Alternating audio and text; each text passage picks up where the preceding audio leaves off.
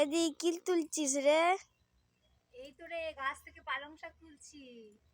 কাকাই দেখ বাগান চাষ করেছে, এখানে শাক সবজি দিয়েছে, আর আমি এখানে লুকিয়ে লুকিয়ে তুলে নিয়ে যাচ্ছি। এখানে অনেকগুলো গাছ দিয়েছে রে। এই দেখ, এটা ধনে শাক দিয়েছে, এটা পালং শাক দিয়েছে, আর মূলো শাকও দিয়েছে। আর আমি এখন পালং শাক তুলছি, মা রান্না করবে বললো।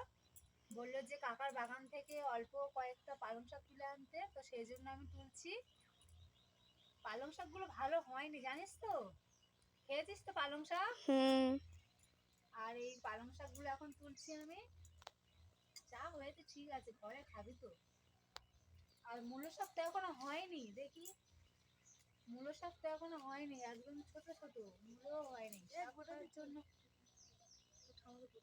শাক খাওয়ার জন্য এই করেছে। তো এই কটাই তুলেছি দেখ, আর বেশি তুলবো না, কারণ অল্প চচ্চড়ি করার জন্য মা তুলতে বলেছে।